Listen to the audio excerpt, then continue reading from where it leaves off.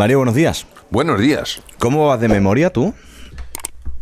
Pues de memoria ando bastante bien, aunque no ando tan bien como me gustaría. ¿Tú recuerdas aquello de que hay ciertas cosas que se nos quedan fijas desde pequeños? Supongo que a ti te tocarían los Reyes Godos, que esto hubo una época en la que... Pero todo es de memoria. Y que te lo sabes del tirón. ¿Y cómo había muerto? Todavía me acuerdo que al rey Wamba le mató un oso. Eso aquello me impactó. Es que yo, por ejemplo, recuerdo aquello de con 10 cañones por banda, viento en popa toda vela, no verga más si no vuela, un velero bergantín. Es como si cuando fuésemos pequeños fuese mucho más fácil imprimir ciertas cosas en el cerebro que se quedan para siempre, ¿o no tiene nada que ver? Bueno, primero decir que me has dejado alucinado, porque con lo joven que eres tú, yo no pensé que hubieras estudiado aquello, sí, que lo estudiamos en el Pleistoceno. Pero eso lo has dicho, ahí, perdidos en la época glacial, ¿sabes? Y tú que eres un hombre joven y dinámico, en fin. Hombre, frontera. Bueno, vamos a ver.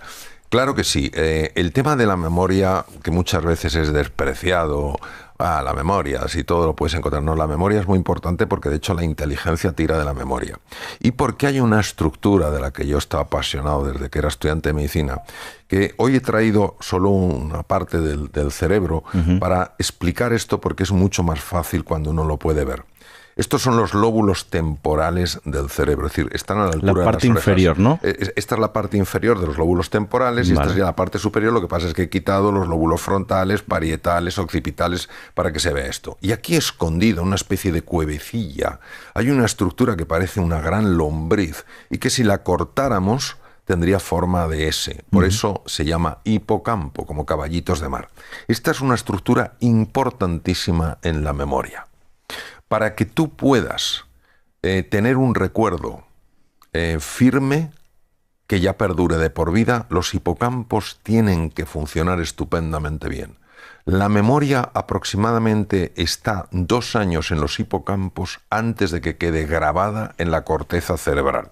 ¿Cómo es eso? ¿Que la memoria se va moviendo de lugar en el cerebro? Claro. O sea, la memoria se va moviendo desde los hipocampos a la corteza cerebral. De hecho, se extiende por toda la corteza cerebral. Hay estudios un poco crueles, aún así muy interesantes en ratas, intentando encontrar dónde estaba la memoria. Les quitaban prácticamente la totalidad de la corteza cerebral y aún así les costaba encontrar el sitio donde estaba la memoria. Es decir, durante aproximadamente 2 años el hipocampo va pasando información a la corteza cerebral para que ese recuerdo lo tengas. Por eso, muchas veces, cuando hay una lesión en el hipocampo, la persona no puede recordar lo que acaba de suceder, pero sí lo que pasó hace años. Entonces, ¿por qué es tan importante este centro de la memoria? Porque los hipocampos, además, son grandes reguladores del estrés. Porque justo delante de ellos está una estructura que se llama la amígdala, que tiene forma de almendra, y que tiene que ver todo con las reacciones de estrés. Pues si la amígdala es el acelerador, el hipocampo es el freno.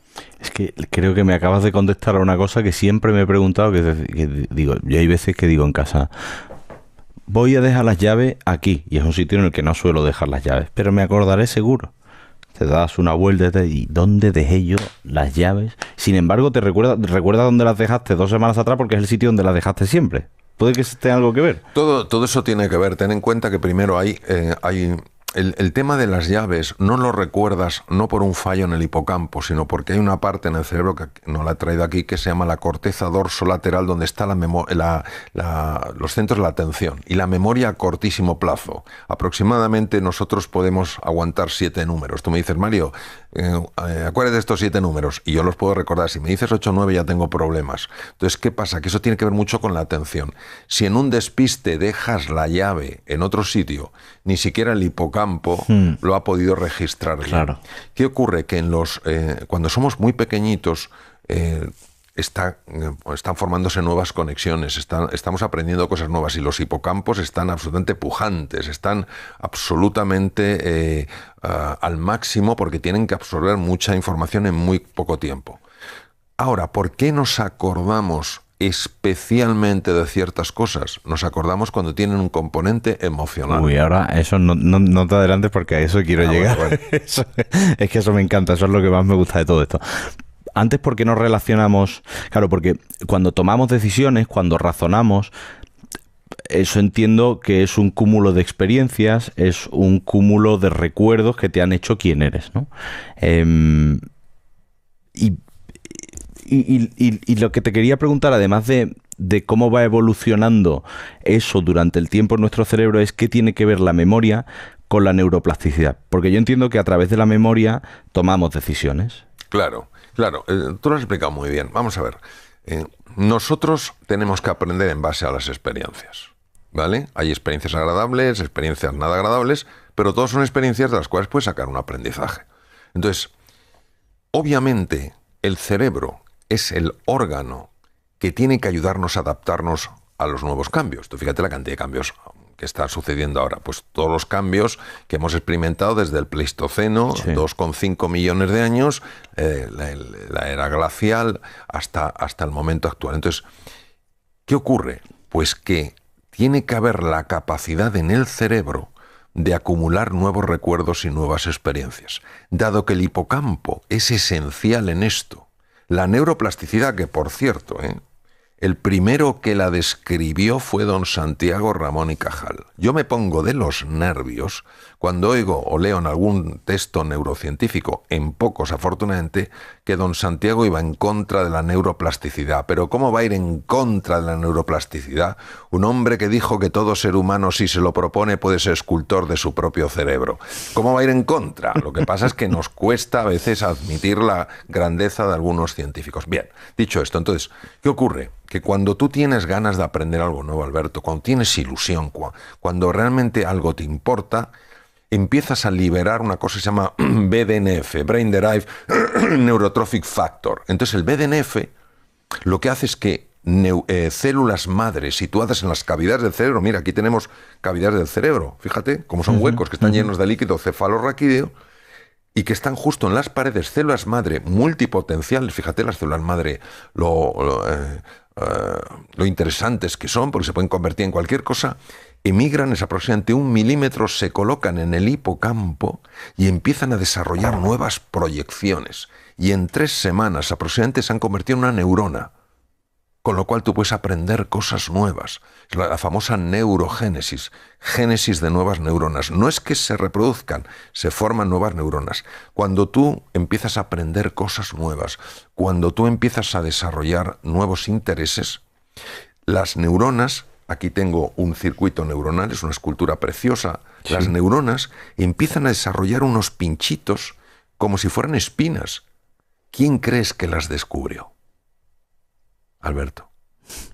Dímelo tú. Cajal. Don Ramón y Cajal. Don Santiago Ramón y Cajal. Hay una carta preciosa escrita a Rafael Lorente Denó, que entonces vivía en Nueva York, en el Rockefeller Institute, fue un grandísimo científico, Lorente Denó, describiendo las espinas. Empezamos a formar como las espinas de una rosa. ¿Y para qué? Porque ahí van nuevas proyecciones de nuevas neuronas. Es como si tú dijeras, ven a mí. Tú imagínate más conexiones, más interacción neuronal, más diálogo neuronal, más inteligencia, más memoria, más aprendizaje. ¿Sabes hasta cuánto dura este proceso? Toda la vida. Es que esa era una pregunta interesante, porque esa capacidad de crear conexiones neuronales que nos permite aprender mejor, porque estaba pensando ahora mismo, siempre se dice, es mucho más fácil aprender un idioma cuando eres pequeño. Eso es verdad, eso es verdad. Eso es verdad porque los idiomas requieren de una serie de estructuras, el área de Wernicke, el área de Broca, muy complejas, y hasta los 10 años la ventana del aprendizaje está abierta. Vale. A partir de los 10 años es muchísimo más difícil, pero yo aprendí inglés y me manejo bastante bien mucho después de esa edad. Pero no lo hablo como un inglés, no lo hablo como mis hijos, y me pongo una película y si la película está, los actores pues tienen un cierto tono, les entiendo perfectamente, pero como tengan otro tono, yo no les entiendo. Y mis hijos, por ejemplo, lo entienden perfectamente. ¿Pero esa capacidad de crear conexiones neuronales se va deteriorando con el tiempo? Hay 2 momentos donde la capacidad de generar nuevas conexiones es increíblemente poderosa, que es en la época de la infancia, la época de la niñez y la época de la adolescencia. Hay otro pico en la formación de nuevas conexiones. Dura toda la vida, pero es como todo, Alberto. No tiene la misma fuerza que, Ya, claro. que cuando somos niños. Claro. No tiene la misma fuerza como cuando el adolescente está empezando a entrar en un mundo nuevo y necesita aprender cosas nuevas. Pero esto es un mensaje, primero, precioso y luego tremendamente estimulante. Nunca es tarde para aprender, tengas 40, 50, 80, 90 o 100 años. Nunca. ¿Cómo se entrena la neuroplasticidad? No sé si se puede, no es sinónimo de memoria, es decir, sé que una depende de la otra, pero ¿cómo se entrena esa capacidad de crear conexión? Pues mira, se sabe perfectamente cómo se entrena la neuroplasticidad. Primero con la alimentación. La alimentación, la alimentación correcta produce 3 sustancias en el cerebro, BDNF, IGF, VEGF, que favorecen la formación de nuevos vasos sanguíneos. ¿Para qué? Para que coman mejor las neuronas y la formación de nuevas neuronas. Es decir, una alimentación correcta nos hace más inteligentes, más creativos y mejora la memoria.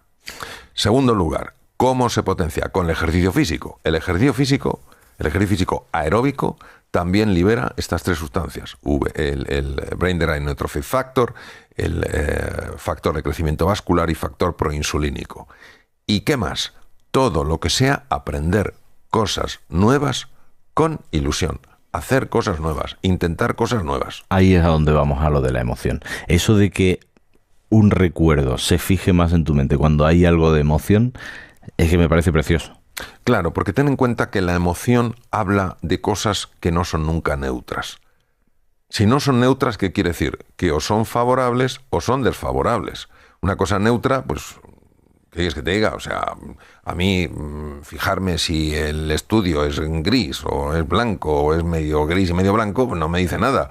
Pero saber que estoy contigo, que es una cosa agradable, o encontrarme con una situación difícil en la calle que no es desagradable, tiene que quedar grabado de una manera especial. Y entonces, en este caso, la amígdala, que está justo aquí delante de los hipocampos, la amígdala guarda el elemento emocional.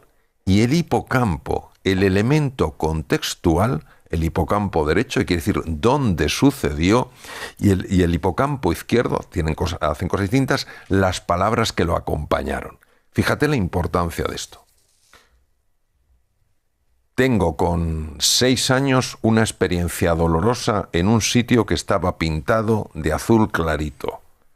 Ha quedado la experiencia dolorosa en lo que se llama la amígdala lateral y el sitio, el color, el espacio en el hipocampo. Ya soy adulto, no me acuerdo de eso, pero entro en una habitación igual y de repente tengo una sensación súper incómoda. O el olor, Mario. O el olor, claro, naturalmente. El olor es importantísimo porque nos ha preservado a lo largo de muchísimos años el poder olfatear cosas que no eran adecuadas.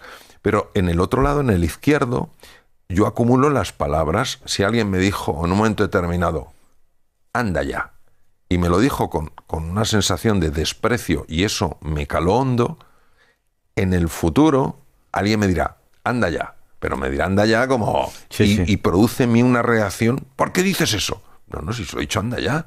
No, pero me has... No, y se ha activado ese recuerdo. Claro, el cerebro funciona por asociaciones. Porque estaba pensando, y tú y yo hemos hablado de hábitos, de lo que cuesta quitarse un mal hábito de encima. Y estamos hablando de recordar muchas cosas, ¿no? De cómo mejorar la memoria, de por qué asociamos ciertos recuerdos a emociones, pero desaprender, que también es importante en la vida, sobre todo en cuanto a hábitos que no quieres seguir, que te acompañen en la vida. O sea, ¿tan complejo es romper conexiones neuronales? Bueno, vamos a ver. Primer principio.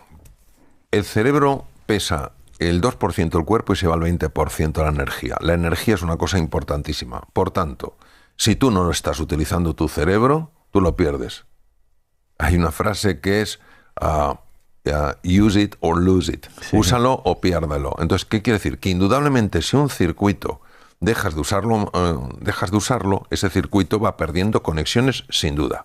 Entonces, otro mensaje muy importante para las personas que quieren deshacerse de hábitos nocivos. Si empiezan a crear un hábito positivo, se va formando un nuevo circuito. Y ese circuito empieza a competir con el otro hábito. Entonces, cuantas más veces tú respondas de acuerdo a tu nueva decisión, a tu nueva elección, más se irá fortaleciendo ese nuevo circuito y más se irá debilitando el otro circuito. Ojo aquí. ¿Quiere eso decir que el otro circuito desaparece? Claro. Parece ser que no. Pero parece ser que queda como dormido, aletargado. ¿Eso qué quiere decir? Que si uno quiere quitarse un mal hábito, un hábito pésimo, como puede ser el alcoholismo, la drogadicción, por supuesto que puede tener una vida completamente normal y sin embargo tiene que seguir estando alerta y no ponerse cerca de la tentación. ¿Por qué? Porque ese circuito el circuito que está dormido puede despertar. Qué interesante esto que me acabas de contar, madre mía. Siempre me he preguntado muchas veces si el cerebro tiene tope. Es decir, si la capacidad de aprendizaje tiene tope. Si te has aprendido ya tantas cosas, has leído sobre tanto, que ya no puedes tener más memoria. Bueno, don Santiago, de alguna manera, don Santiago Ramón y Cajal, pensaba que puede tener un tope en la memoria, es decir, que puedes llegar a saturar la memoria. Pero probablemente tienes que tener tal acúmulo de datos, tal acúmulo de experiencias, que eso pues requeriría a lo mejor que viviéramos una vida mucho más larga. Claro. Porque es verdad, es decir, ocupan lugar en la neurona, ocupan conexiones neurales, es decir, y no sabemos hasta dónde realmente el cerebro puede llegar, porque no lo sabemos. Estamos en una época maravillosa por la cantidad de avances tecnológicos, por la interconexión global que nos permite conocer a alguien de India a través a través de Internet. Pero claro, también vivimos, y me gustaría hacerte una reflexión. Creo que el ser humano ahora se pregunta fundamentalmente cómo debe vivir y no por qué y para qué debe vivir. Estamos en un momento en el que buscamos la recompensa a corto plazo constantemente.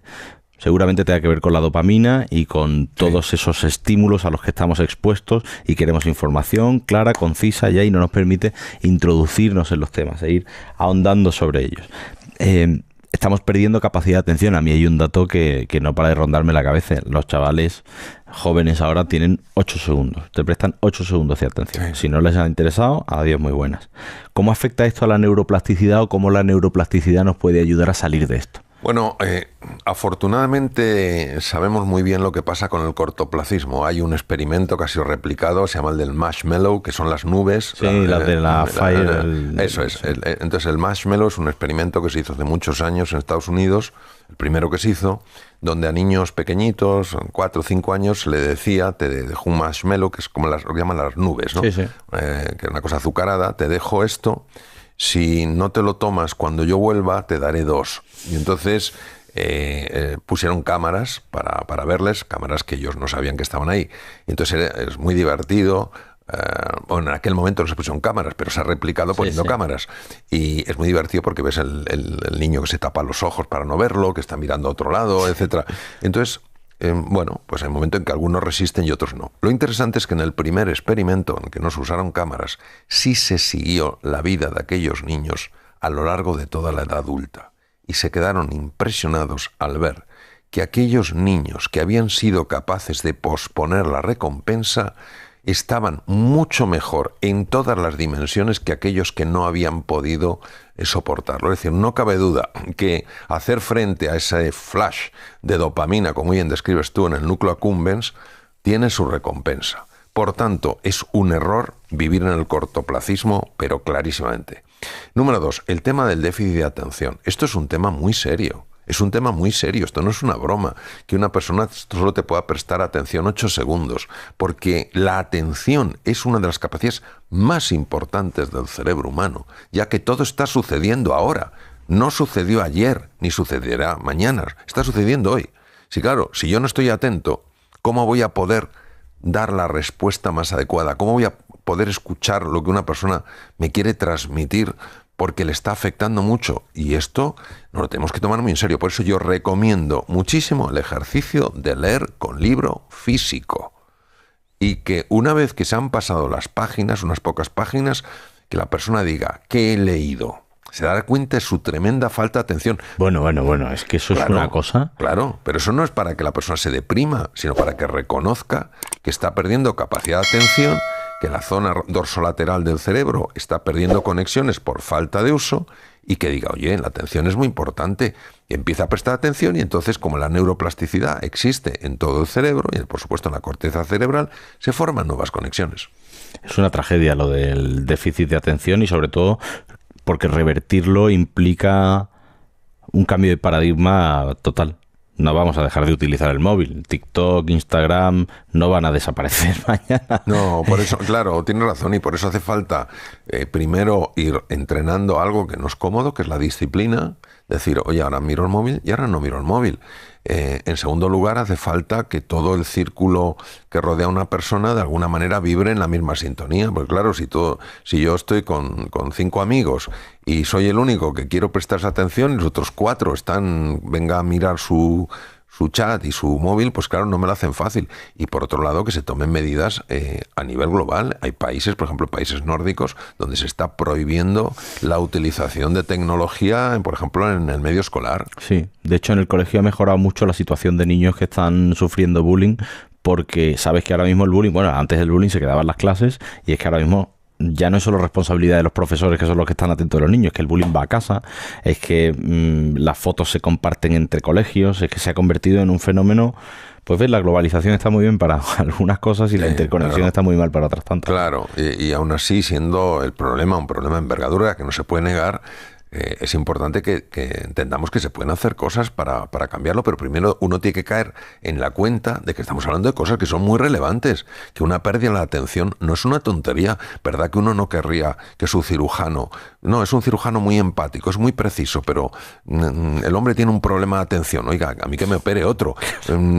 Mire, este es un conductor estupendo, lo que pasa es que de vez en cuando se despista.